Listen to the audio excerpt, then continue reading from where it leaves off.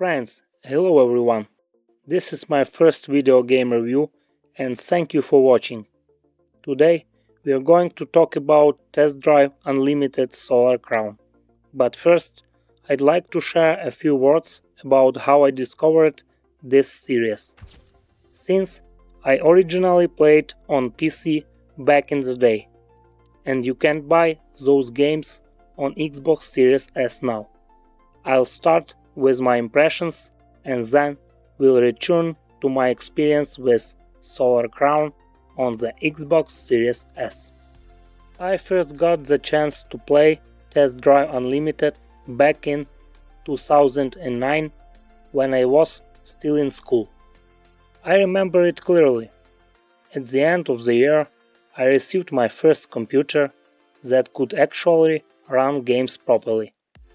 I didn't understand hardware at that time and I wasn't very experienced with games either.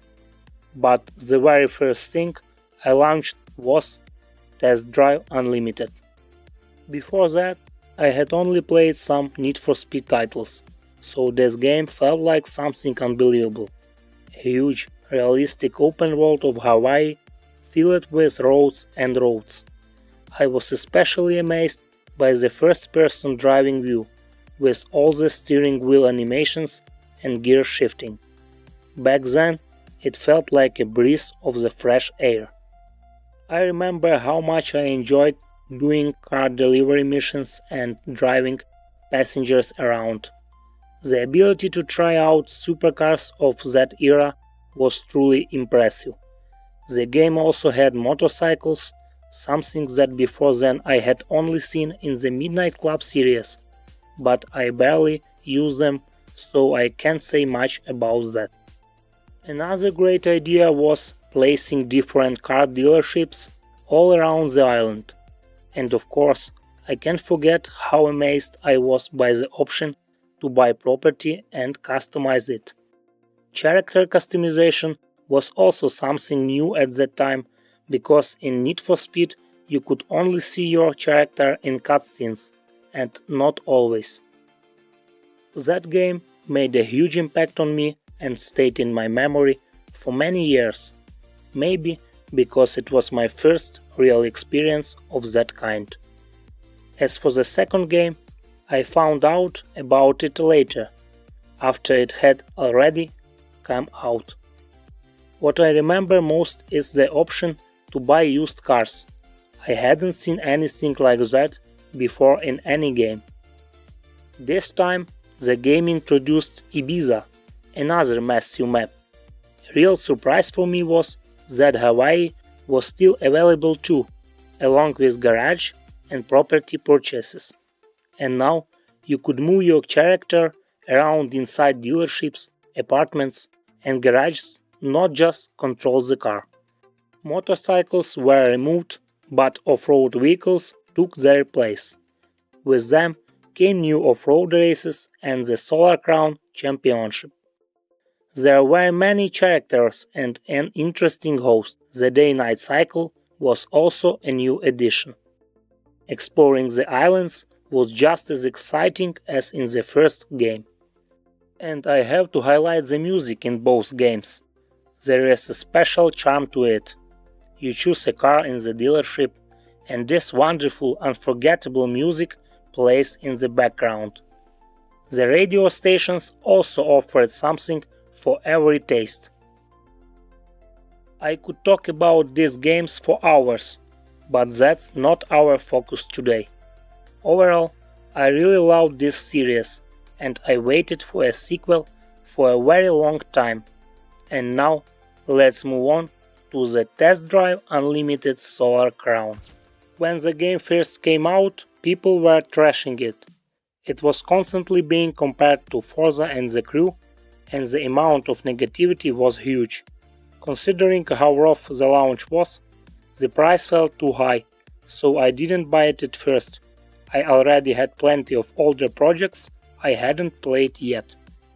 But later, the developers made the game completely free for a few days, with no content restrictions whatsoever. I downloaded it right away. and most of what bloggers had said turned out to be true. Even so, I tried not to watch anything beforehand so I could judge the game fairly. Keep in mind, I'm sharing my impressions specifically from the Xbox Series S version, and the footage you're seeing now is recorded straight from the console. Technically, this is the weakest version available. After playing for about 2 hours, I felt disappointed. But, as often happens, first impressions can be misleading. And that's exactly what happened here. I knew I would eventually return to it. It just needed some time. And now, a year later, the game went on a Black Friday sale with a 70% discount. I bought the standard edition for just $9, since that was the only edition on sale. So, let's dive deeper. I genuinely like the graphics in this game. For an Xbox Series S, the only real downsides for me are the relatively short draw distance, which doesn't interfere with gameplay much, overall it's comfortable, and the lack of reflections in the mirrors. I still don't understand why they didn't include them, especially when Forza has them and the Crew Motorfest added them too. Maybe they'll fix it eventually since the game is being actively updated, but that's not guaranteed. When you're driving fast, you barely notice it anyway. When I bought the game, it's already had the latest graphics update, so I can't say how much it improved, but I can say for sure that it looks pleasant and quite cinematic. Nights and sunrises look especially beautiful. As for performance, the console only has one basic mode that runs at 30 FPS. On paper that sounds terrible, it's a racing game after all, but in practice everything feels smooth, no stutters, no issues. I almost always play in first-person view and I enjoy it. Now, the physics. Yeah, they're a bit strange. When you crash into a car, it barely slows you down, but bushes or small barriers can drastically reduce your speed. Still, the actual handling feels nice and predictable. Cars behave differently on asphalt and off-road. The difference in control are noticeable and vehicle upgrades do have an effect. I especially like the hand and steering wheel animations, and how the character uses the handbrake. Once you get used to the physics and learn how to drive properly, these little flaws stop bothering you, and you actually start enjoying the gameplay. Vibration feedback is also present, so I wouldn't mind having more of it. The game includes many different brands: Aston Martin, Ferrari, Ford, and more. They are spread across Hong Kong and Ibiza. I've played over 10 hours without finishing the game or unlocking all the cars yet, but I can say there is enough variety. Realistically, you won't be driving every single car anyway, and since vehicles are expensive here, you'll be grinding for a while. So, the number of cars is the bare minimum needed for everyone to find something they like. Off-road vehicles are also included, bringing back the feeling of the second game. Customization is minimal: a few rims, interior colors, exterior paints, vinyls, and horns. I barely used any of it since I play mostly in first person and rarely see the car.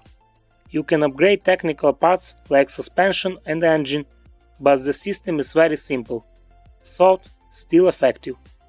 You can also customize your character, clothes, accessories, hairstyles, and you can even change the character entirely at any time by visiting the beauty salon in the hub, where you can also check your general profile info. Map and activities. The game features a map of Hong Kong, which looks quite large at first glance. There are cities, mountains, forests, rural areas, highways, everything you'd expect from this series. There are dedicated meeting points where you can switch vehicles or fast travel. Gas stations are also served as fast travel points and can clean or repair your car. Dealerships are placed across the entire map and also act as fast travel spots. Inside them, you can walk around the car, open the doors, start the engine, honk, and of course take a test drive. As for activities, you have circuit races, time trials, sprints, and off-road events. The map is also filled with speed traps, currency bonuses, and car parts, just like in the previous game. One thing I really enjoy is transporting passengers. They sometimes ask you to roll down the windows, drive faster or follow the rules, switch the radio, or answer a question. It adds a nice touch of interactivity. Car delivery missions are also back. The better the condition of the vehicle, the more money you earn. These two activities are the ones I play the most. For some reason, they feel like the heart of the series. As for social features like online play, I don't use them because I prefer playing solo. The casino isn't available in my country, so I can't comment on that either. But as an optional feature, it's a cool addition. Regarding Ibiza, which was added through updates, everything I have said above applies to it as well. Unfortunately, it's not as large as it was in the previous game, but considering it's an addition rather than a replacement, it's still a nice bonus that brings more content, and that's always a good thing. And as I mentioned earlier, the music is fantastic here too. Both the radio and dealership music carry the familiar vibe of the older games. You instantly feel that you're in test drive, not anywhere else. The game is absolutely worth buying, especially on sale. At full price it might feel too expensive, but for the price it goes for now, it's wonderful, honestly. You just open the game and enjoy it.